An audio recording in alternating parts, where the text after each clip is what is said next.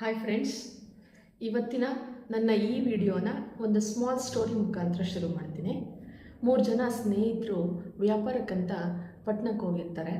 ಅವರು ಕುದುರೆ ಮೇಲೆ ಹೋಗಿರ್ತಾರೆ. ಅವರು ಬರುವಾಗ ತುಂಬ ಕತ್ಲೆ ಆಗಿಬಿಟ್ಟಿರುತ್ತೆ, ಕಗ್ಗತ್ತಲೆ ಕೂಡ ಆಗಿರುತ್ತೆ. ಅಂದರೆ ಅವರಿಗೆ ಸುತ್ತಮುತ್ತ ಏನೂ ಕೂಡ ಕಾಣಿಸ್ತಾ ಇರಲ್ಲ.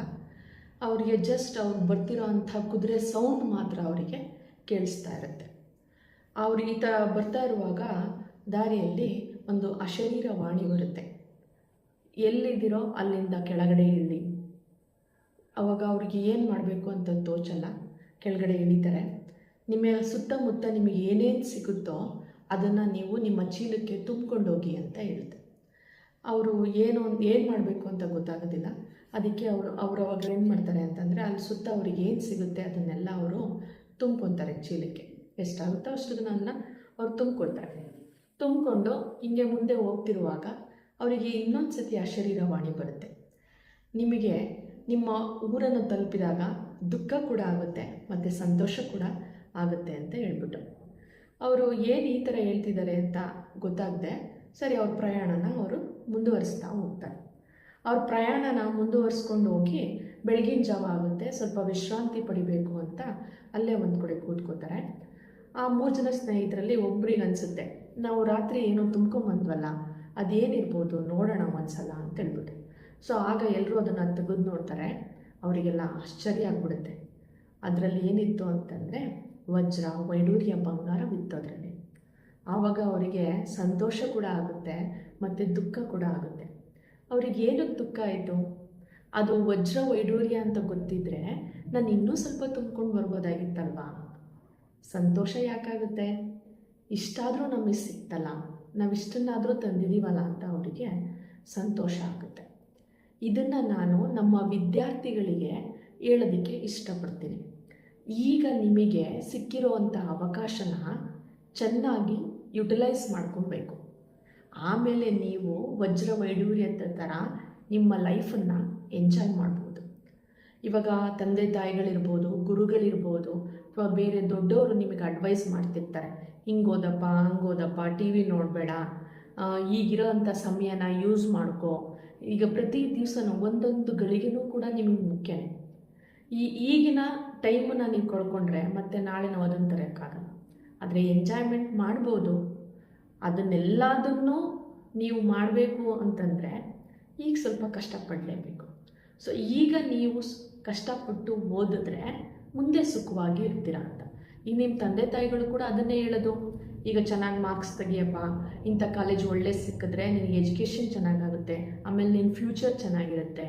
ಸೊ ಅದು ಇವಾಗ ನಾವು ಅವ್ರಿಗೆ ಹೇಳ್ತಾ ಇದ್ರೆ ಏನು ಅನಿಸ್ತಾ ಇರುತ್ತೆ, ಇವ್ರೇನು ಪದೇ ಪದೇ ಹೇಳ್ತಾರಪ್ಪ, ನಮ್ಗೆ ಎಂಜಾಯ್ ಮಾಡೋಕ್ಕೆ ಬಿಡಲ್ಲ, ಒಂದು ಸ್ವಲ್ಪ ಟಿ ವಿ ನೋಡೋಕ್ಕೆ ಬಿಡಲ್ಲ, ಯಾಕಿಷ್ಟು ಟಾರ್ಚರ್ ಕೊಡ್ತಾರೆ ನಮಗೆ ಅಂತ ನಿಮಗೆ ಅನಿಸ್ತಾ ಇರುತ್ತೆ. ಆದರೆ ಈಗ ನೀವು ಕಷ್ಟಪಡಲಿಲ್ಲ ಅಂದರೆ ಮುಂದೆ ದುಃಖ ಪಡಬೇಕಾಗುತ್ತೆ. ಈಗ ಆ ಸ್ಟೋರಿಯಲ್ಲಿ ಹೇಳಿದ್ದಲ್ವಾ, ಅವ್ರಿಗೆ ಏನಕ್ಕೆ ದುಃಖ ಆಗಿತ್ತೇಳಿ, ಇನ್ನೂ ಸ್ವಲ್ಪ ತುಂಬ್ಕೊಂಬರ್ಬೋದಾಗಿತ್ತು ಅಂತ.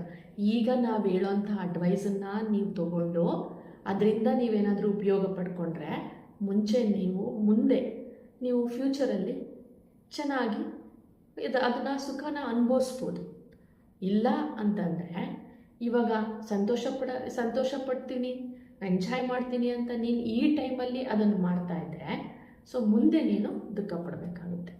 ಅದಕ್ಕೆ ಸಕ್ಸಸ್ ಅನ್ನೋದು ಒಂದೇ ಒಂದು ದಿವಸಕ್ಕೆ ಸಿಗೋಂಥದ್ದಲ್ಲ. ಅದಕ್ಕೆ ಕಷ್ಟಪಡಬೇಕು, ಹಾರ್ಡ್ ವರ್ಕ್ ಇರಬೇಕು, ಡಿಟರ್ಮಿನೇಷನ್ ಇರಬೇಕು.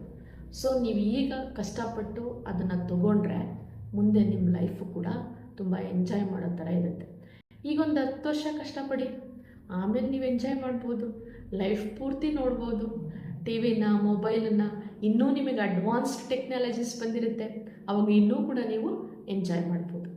ಇದೇ ಕಥೆಯನ್ನು ನಾವು ನಮ್ಮ ಲೈಫಿಗೆ ಅಳವಡಿಸ್ಕೊಳ್ಳೋದಾದರೆ, ಈಗ ಕೆಲವರು ಚಿಕ್ಕ ವಯಸ್ಸಲ್ಲಿರೋ ಅಂಥ, ಅಂದರೆ ಈಗ ಅಡಲ್ಟ್ ಏಜ್ ಅಂತ ಕರಿತೀವಿ. ಈಗ ಫಾರ್ ಎಕ್ಸಾಂಪಲ್ ಇವಾಗ ಒಂದು 20 ವರ್ಷದಿಂದ 30 ವರ್ಷ, ಈ ಏಜ್ ನಮಗೆ ದುಡಿಬೇಕಾಗಿರೋಂಥ ಏಜ್, ಕಲಿಬೇಕಾಗಿರೋಂಥ ಏಜ್. ಈಗ ನಮಗೆ ಆಲ್ಮೋಸ್ಟ್ 3/4 ಭಾಗ ನಮ್ಮದು ಎಜುಕೇಷನ್ ಮುಗ್ದಿರುತ್ತೆ. ಅದಾದಮೇಲೆ ನಾವು ಕೆಲಸ ಮಾಡಬೇಕಾಗುತ್ತೆ. ಈಗ ನಾವೇನಾದರೂ ಕೆಲಸಕ್ಕೆ ಸೇರ್ಕೊಳ್ಬೇಕು ಅಂತಂದ್ರೂ ಕೂಡ ಎಕ್ಸ್ಪೀರಿಯನ್ಸ್ ಕೇಳ್ತಾರೆ.